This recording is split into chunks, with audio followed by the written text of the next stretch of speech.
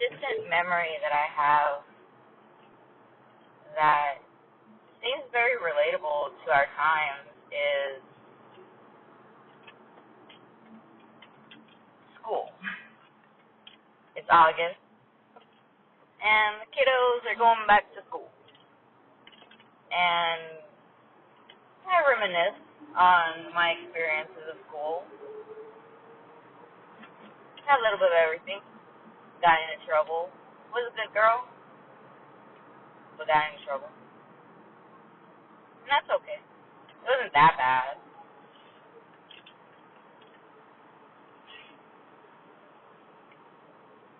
But what I would love, and what I remember right now specifically, is this one time in middle school, writing journal entries to start off the day.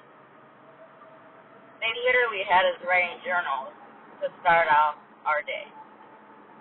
And, they had a topic, okay. They have it on the board, or, yeah, they would have it on the board. Like, all right, that's what we got to do. That's what we got to write about. Shut up, write down. What are your thoughts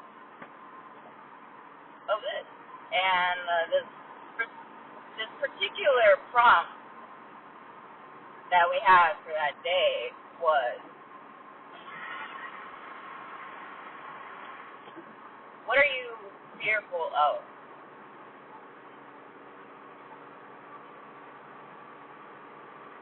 And that's a good question to ask a teenager. I know back in my day, this was the 2000s. Literally, we just embarked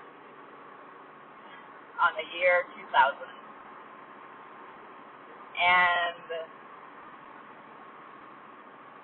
it's a different mindset, a different época,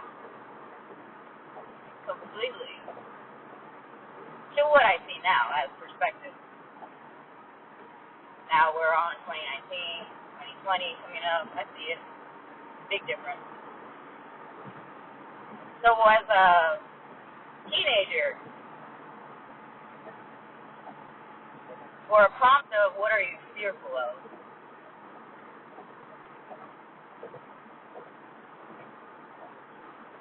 of course, death.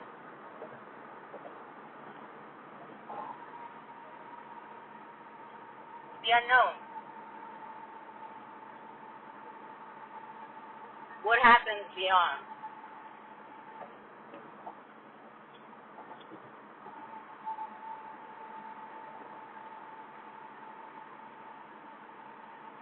And we all take it differently because we've all had different experiences with death. Some never experienced death in their lives from a family member or just any kind of member within their little circle. It's different. So different. Especially if it's a beloved.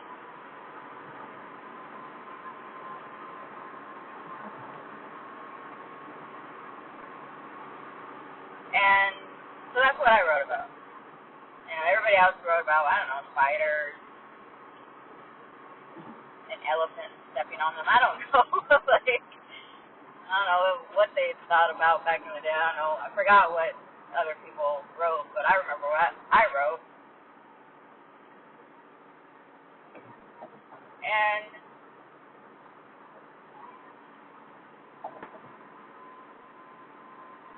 I know my perspective has changed,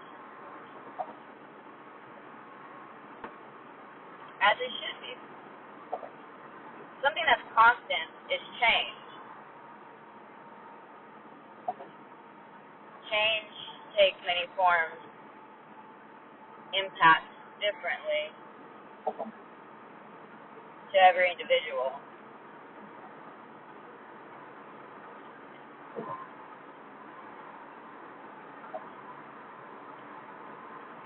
But one thing for certain, no one knows what happens after death.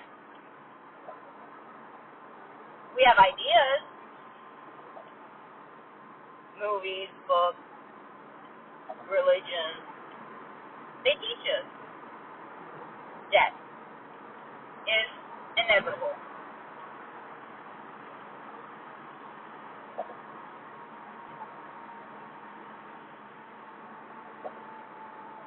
The ones that cling on to this life, they're already dead. Because they can't see past it.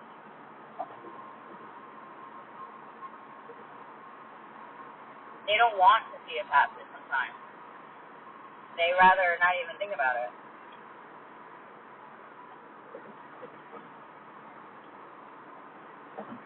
And that's reasonable. It's one of those situations, well, when it comes, it comes. Or, well, at least that's how I was raised.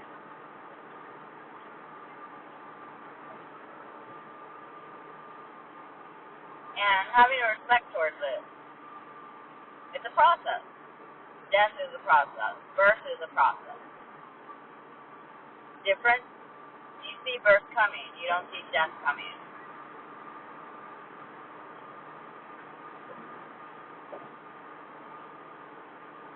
And that's the fear of the unknown.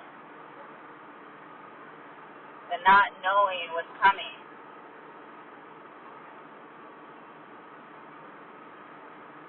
And as humans, we're attached to this. We're attached to these little limbs that we have.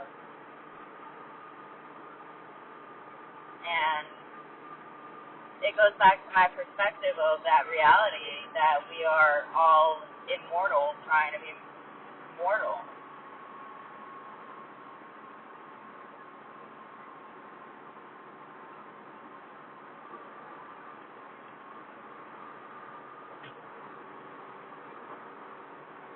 We hang on to what we know,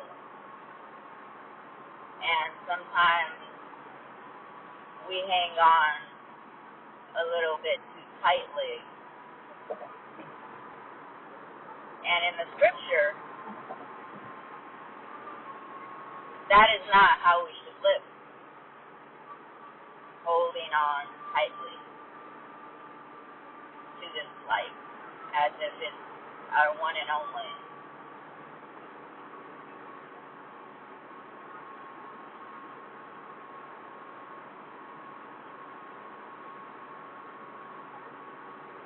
Fear is very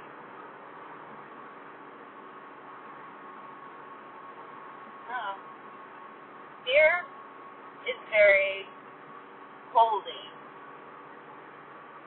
upon us.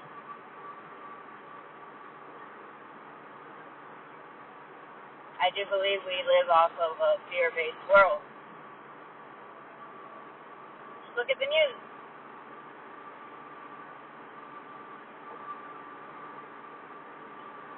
Personally, I don't watch the news on TV. I don't watch TV at all. If I watch TV, I'm watching a movie or a series or a documentary or something that kind of stimulates me in a positive way.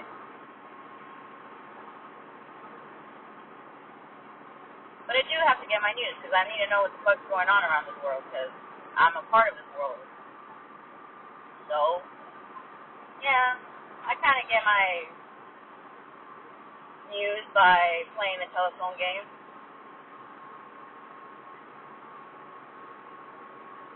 Or online, Twitter, Facebook, Instagram, las redes sociales del mundo. That's very helpful, you know. Just right there at a touch of a button.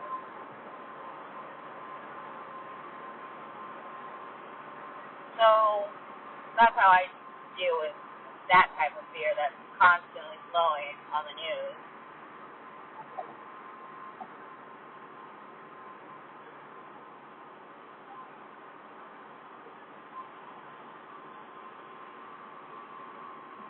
And I'm seeing these perspectives of how simple a journal entry starting your day could help you redefine your perspective of a topic, of anything that you're currently facing at that precise moment. Write about it. Put it in paper and actually look at it. Read it. Or, if you feel so unnatural writing, physically, pen to paper, pencil to paper, crayon to paper. If it's too uncomfortable, text it. You know, they have all these applications now to write down your thoughts and theories and daily affirmations and journal entries. And hey, man, even on your phone itself, there's like this notebook pad. There you go. Blank sheet of paper right there at your fingertips or at your thumb's disposal.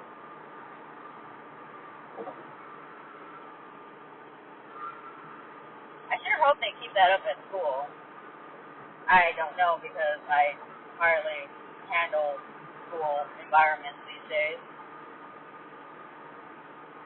But in a curriculum where you have to be expressive, like English, I would imagine they keep something that up. Or each to their own with the teacher, right?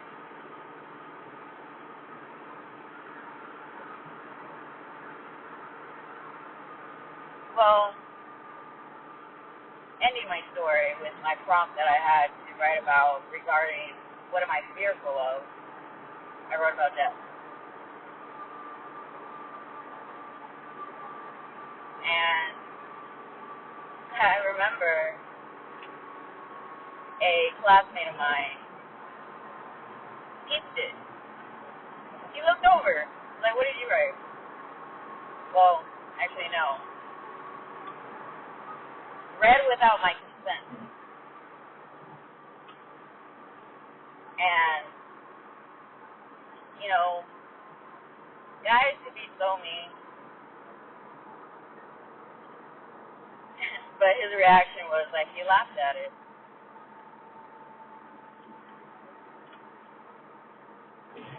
Now he's scared of dying. Now I see why he laughed.